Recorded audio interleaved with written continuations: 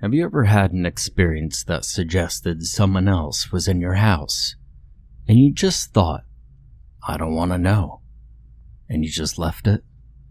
Sometimes fear of the unknown just seems like the preferable option than facing a real, concrete danger. Normally it's nothing though. One time, the beeper function of my wireless house phone went off when I was the only one home. It could only be called from the living room. Another time, I swear someone took some change from my desk. They're all probably just slightly disconcerting tricks of the memory. But what would you do when something truly suggestive happens? Would you run? Or just ignore it, like I did? Last Monday was a normal day. I got up and brushed my teeth, changed into school clothes, all little parts of my morning ritual. It seemed like it would be another totally unnoteworthy day, until I saw the strings. There were 3 or 4 thick twine strings in my room. They crisscrossed between the walls around my bed, one attached to the door. There's no way I would have missed them before. I would have tripped over them.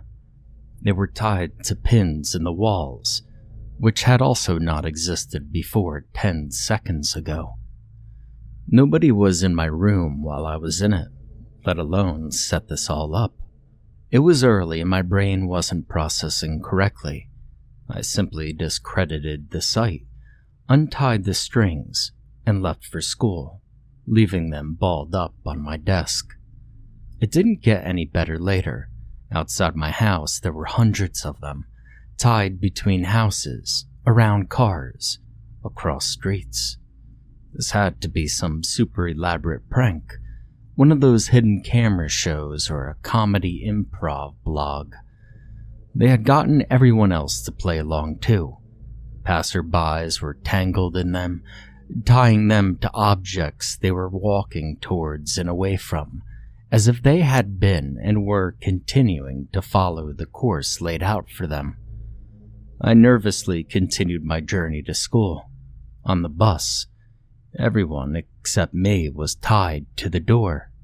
At school, groups of friends were tied to each other. Teachers were tied to their desks and boards.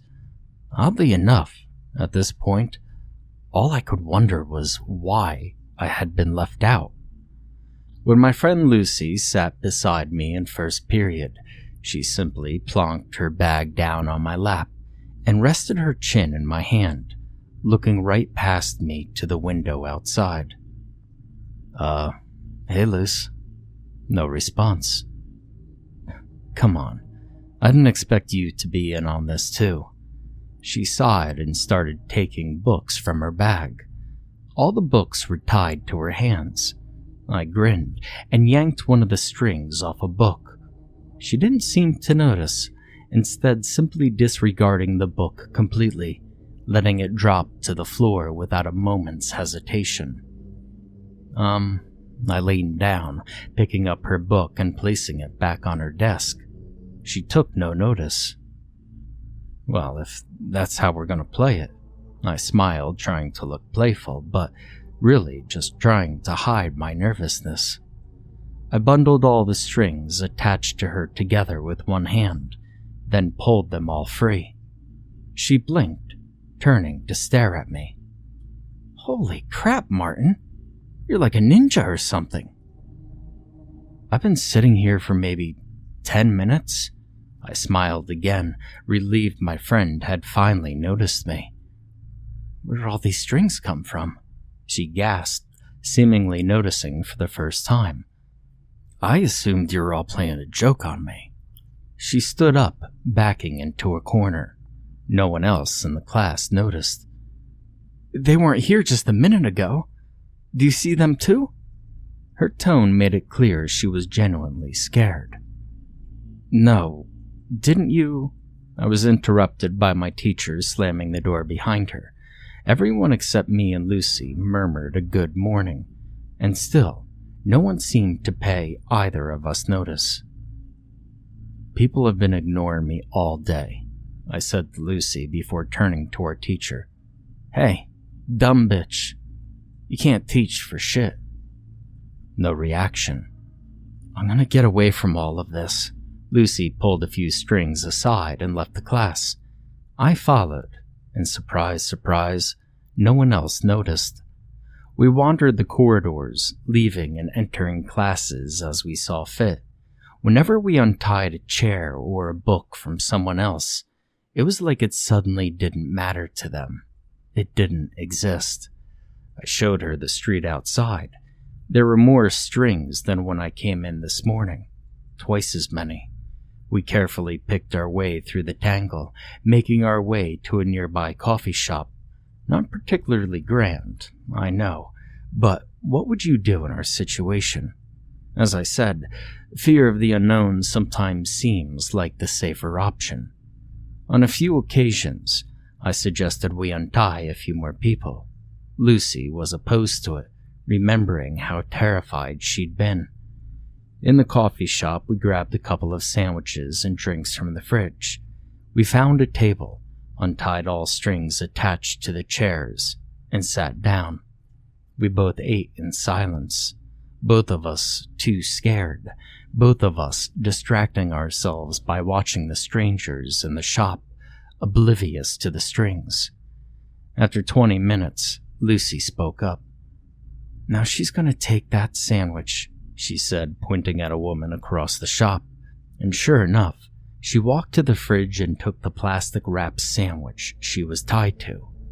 "She pays for it and then leaves." She did so, according to the prophecies of the strings. "That guy doesn't intend to pay."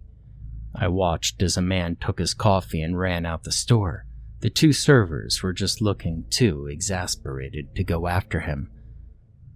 "This is horrible," she whimpered. "Let's go, please." Outside wasn't much better. Everyone just followed the string's instructions, going about their daily lives. Lucy announced she was going home to sleep this off, and I agreed to walk her home. She only lived 10 minutes away. Away from the busier part of town, there were fewer strings. It was nicer. We could pretend it wasn't happening. When we turned onto Lucy's street, she stopped, her mouth falling open. "What now?" I broke the silence, my voice sounding surprisingly small. "Look," she pointed outside one of her neighbors' houses, and I saw it clearly. And I'll take my memory of that moment till the day I die. A little dark imp, maybe 3 feet tall, walking along with its knuckles on the ground, almost like a monkey. It had 2 bulbous yellow eyes taking up half its face, and no mouth or any other facial features.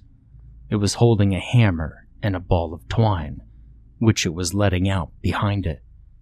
It walked quickly and quietly from the front door of the house to the mailbox. It stopped, hammered a nail into the side of the box, and tied its string all around it.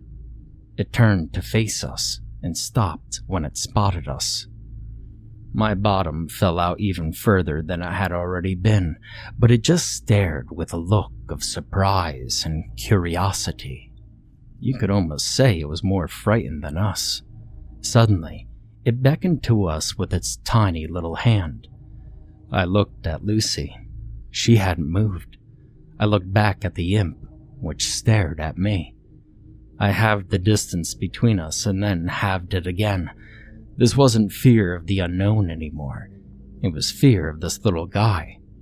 Didn't seem like anything to be scared of. When I was a meter away from it, it extended its hand. Hi? I shook it. It nodded in approval, blinking its massive yellow eyes up at me. "So, you're the ones in charge of the strings?" It nodded eagerly. I called Lucy over, but she stayed where she was. "Are there more of you?" Another nod. I wanted to ask it so many questions about what it was and where it came from, but it seemed for now that I was stuck with only yes or no questions. "Do we have free will?" It just looked at me, almost sadly. I immediately felt sick to my stomach and couldn't bear looking at the little monster anymore. I grabbed Lucy, who had been listening to our exchange and now sat on the curb with her head in her hands. "Come on." We entered her house and I made her a cup of tea. When I found her in the living room, she had untied her dog and was curled up next with it, crying. I set the tea down and sat beside her. "I'm so scared," she whispered after a good 10 minutes of sobbing. I didn't answer. I couldn't. She mumbled suddenly and was asleep within the minute. Sleep was starting to sound pretty good all of a sudden. My eyelids felt like they were being weighed down. I collapsed to the rug, and the last thing I heard before I fell asleep was the scurrying of little sets of tiny feet nearby. I felt much better the next day, as if the whole affair had been a dream. I'd probably have believed that if I hadn't been awoken by Lucy's mother that morning, wondering what I was doing sleeping over without permission. Over breakfast, Lucy asked me why I looked so pale and nervous. I turned to her and smiled, mumbling something to her about feeling sick. But the truth was, I was scared because I couldn't see any strings, and was wondering whether my actions were truly my own.